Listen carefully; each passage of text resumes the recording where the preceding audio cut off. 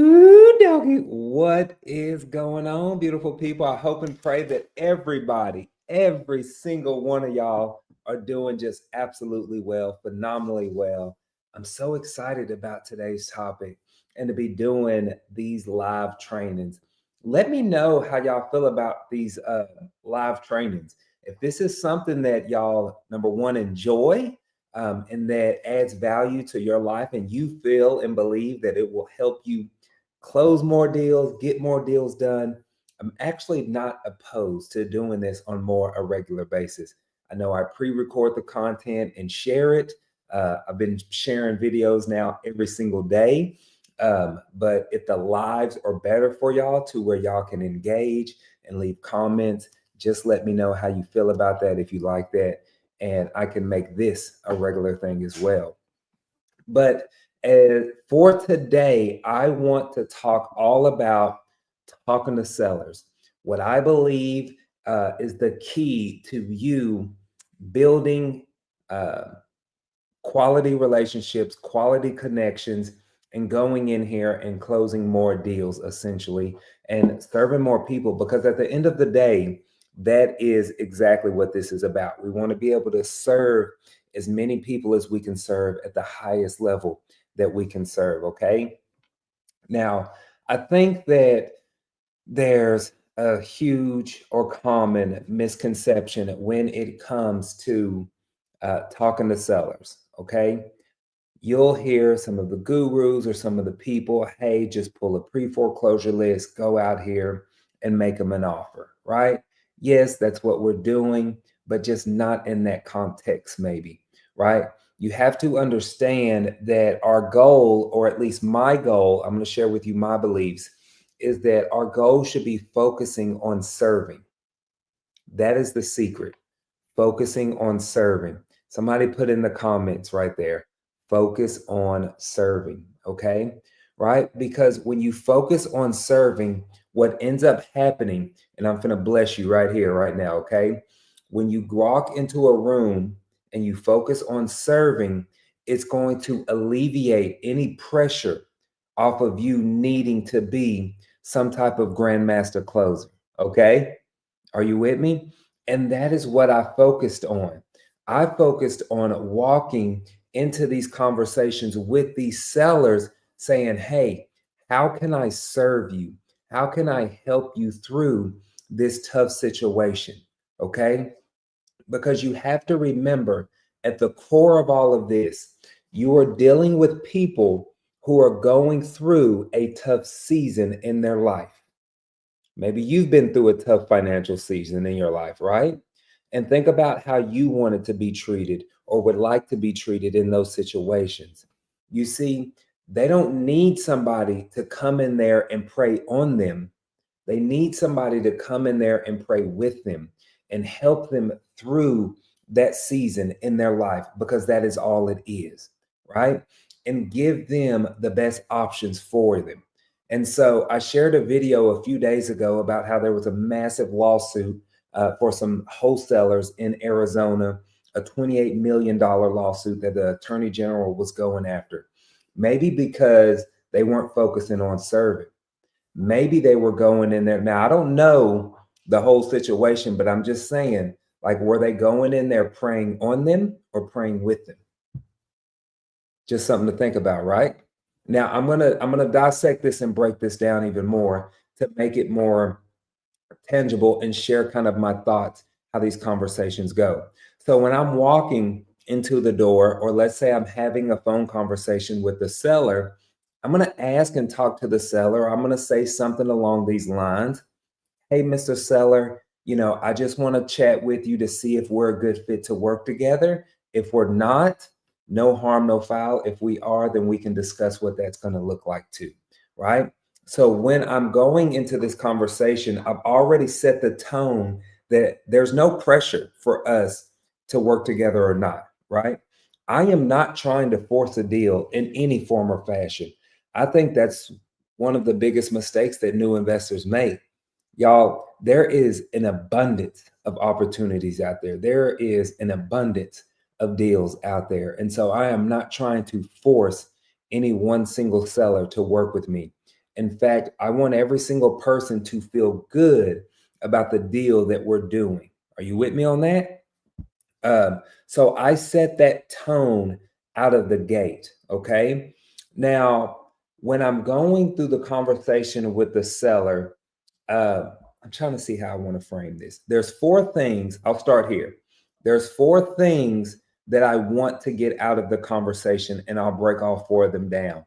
Number one, why they want to sell. Okay. There has to be some type of level of motivation for them to sell, right? They don't, it needs to be like this. They don't want to sell, they need to sell. Okay. There's a huge difference there between somebody just looking to sell a property. Oh, yeah, I'll sell for the right price, right? Somebody come pay me $2 million. I'll gladly move out of my house today, right? I'll have this whole house packed up, office and all be packed up. Okay. Right. I'm somebody that would sell, but I don't need to sell. There's a massive difference. The only way that somebody is going to accept the 70% offer on their property is because they're in a situation where they need to sell. And by them selling that property to you will provide the speed and convenience that you bring by working with them. Okay, let me say that again. Speed and convenience. That's what you offer as a real estate investor. Okay, somebody put that in the chat. Speed and convenience. It's very important to know what you offer and what you bring to the table as a real estate investor, because sellers are willing to give up the equity in their property for that speed and convenience that you offer. I share this story all the time just because I'm a girl dad and it touches my heart. But there was a dad whose daughter's financial aid was declined in school. And so he needed to sell one of his properties so that way he could pay for her college tuition. He did not want her to take out a student loan. So awesome dad, isn't he? But he was giving up some equity for speed and convenience. He did not have the time to list that property with an agent, to wait 30, 60, 90 days. Tuition was starting, or tuition needed to be paid. The semester was about to start. He needed a quick cash offer to close on that house and get that tuition paid for. Speed and convenience. Are you with me now? So that's what we offer. So why is the number one thing that we need to know? Why they want to sell. Two, how soon do they want to sell? Right? Is this something like a situation where the tuition needs to be paid in a week? Maybe the foreclosure is happening in a week. Maybe they have all the time in the world, or they have 30, 60, 90 days, right? We want to know how soon are they really looking to move, because that is going to affect us in the way that we move, right? If I have a house that's facing foreclosure in a week, then the way that I move, whether I'm trying to buy that house or if I'm trying to simply wholesale that house, is going to be completely different. Okay. It may be something that I say, you know what? I actually need to close on this first and then turn around and sell it, or do like a hotel type of thing. So it may affect my exit strategy in some form or fashion. If we have all the time in the world, I could also do like a novation, right? Where I list that property. It's going to take a little longer to close, but I'm going to make a lot more on that end. So we need to know how soon they need to sell, what is going on, what is the underlying issue. Okay. So we know why they want to sell, number one. I'll try to put these in the comments, or if I got a note taker in here, put them in the comments for me. Number one, why they want to sell. Number two, how soon they want to sell. Number three, price point. Okay, that's crucial. We need to have some level of expectation. If somebody is asking me for $500,000 for a house that I know I can only pay $200,000 for, we just have unrealistic expectations. I'm not going to meet their price expectation. They're going to feel probably insulted, or like I'm trying to lowball them.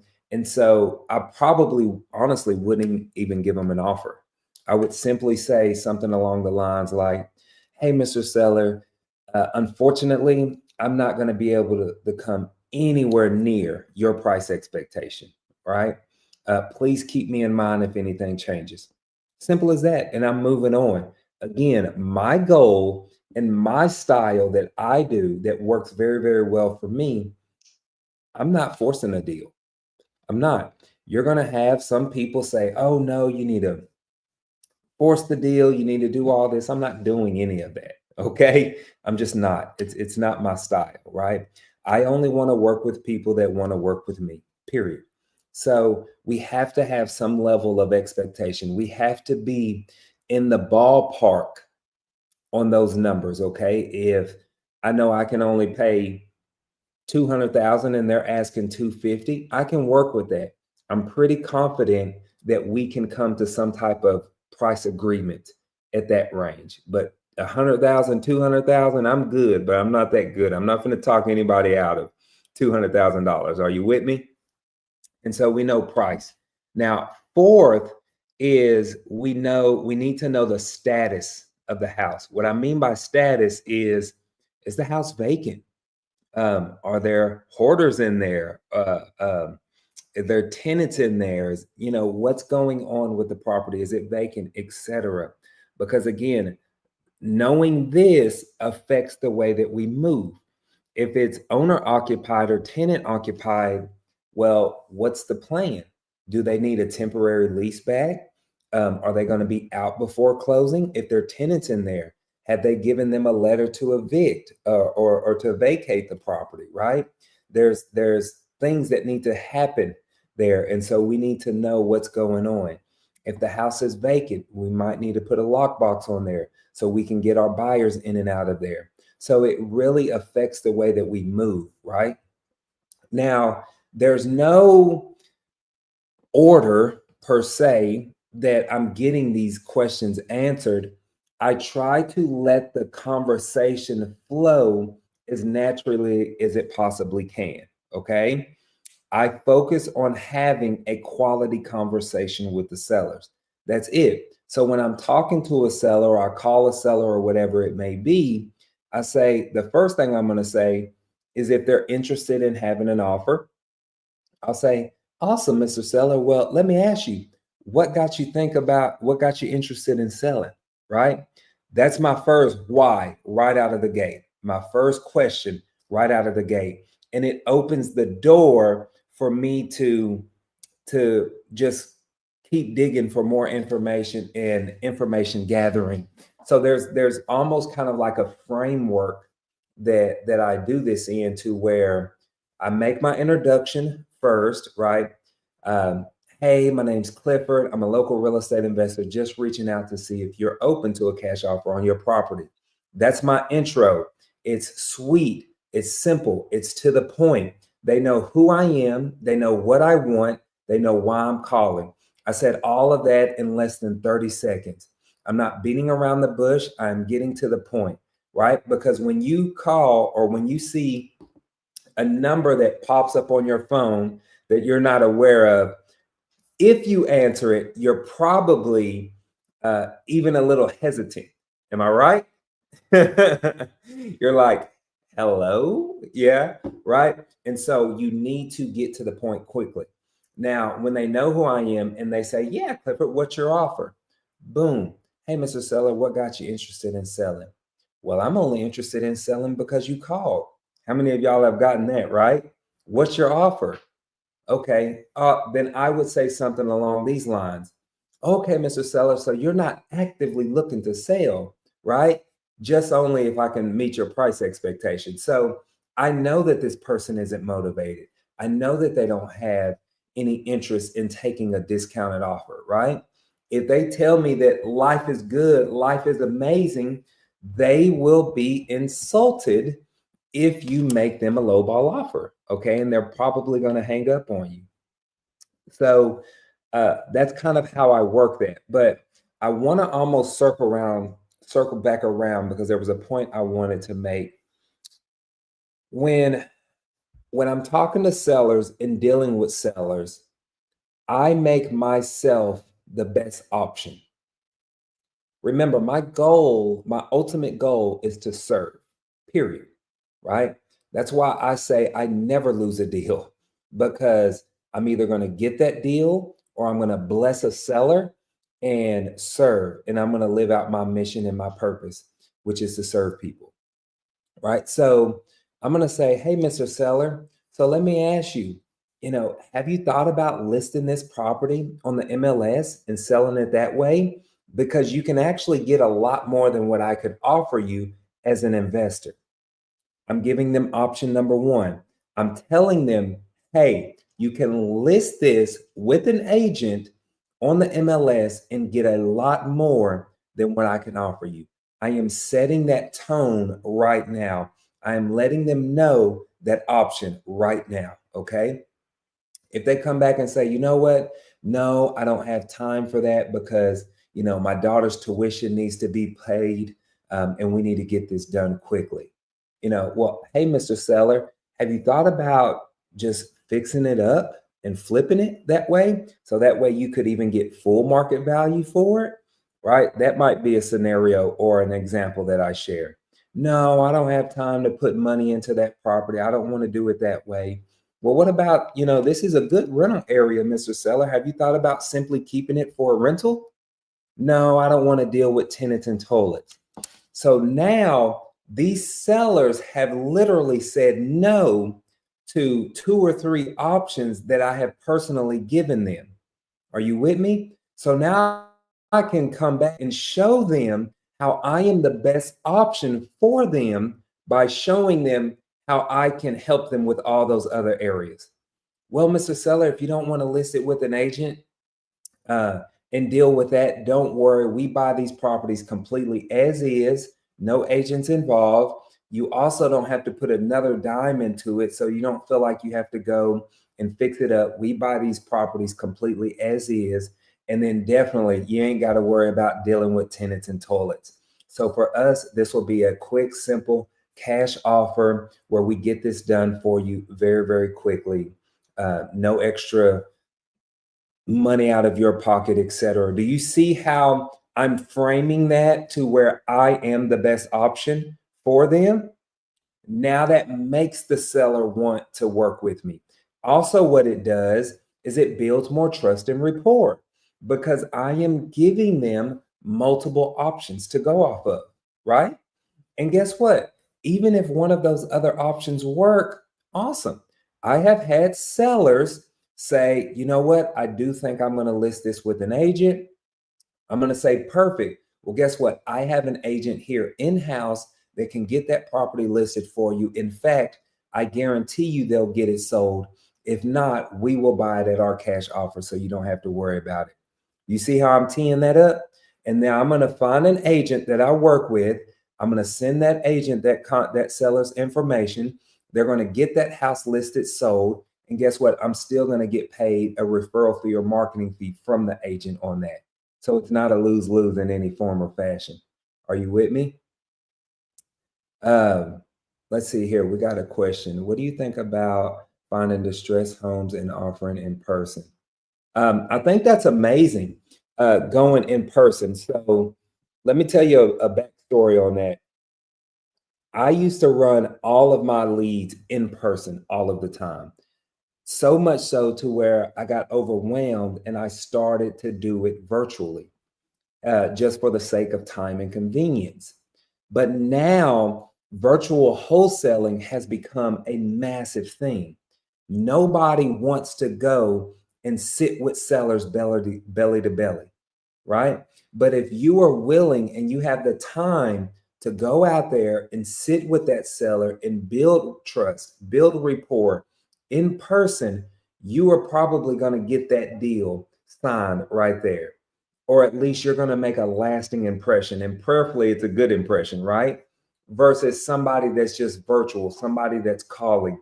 And so I'm actually trying to get back into the habit of, if I have a seller that's local, uh, within a 20-minute drive, 30-minute drive, I don't mind going and sitting with them anymore, right? And it almost kind of breaks the monotony because when you're sitting here in the office and you're on the phone all day talking to sellers, like, let's be honest, that can get boring. That's not glamorous. There's nothing sexy about that. But actually going, driving out there, meeting with them, really getting to know them goes a very, very long way. I went and sat down with a couple that we had under contract recently. I even took my wife and daughter over there to meet with this family, and it was very, very refreshing, I'll say. So I am trying to get back into the habit of doing that. But I share all this to say, make sure that you are focusing on serving. Make sure that you are building trust, building rapport. That's the only reason people do business with you. They need to like you and trust you, period. Period. Okay. No other reason. They need to like you and trust you. And so make sure that you are focusing on having those quality conversations. All right. I pray this was helpful for y'all and kind of gave you some guidance and some direction with talking to sellers. I have a live 3-day masterclass coming up. Check on the links. All the links and details will be in the description below. But I will see y'all soon. Go out there and focus on serving.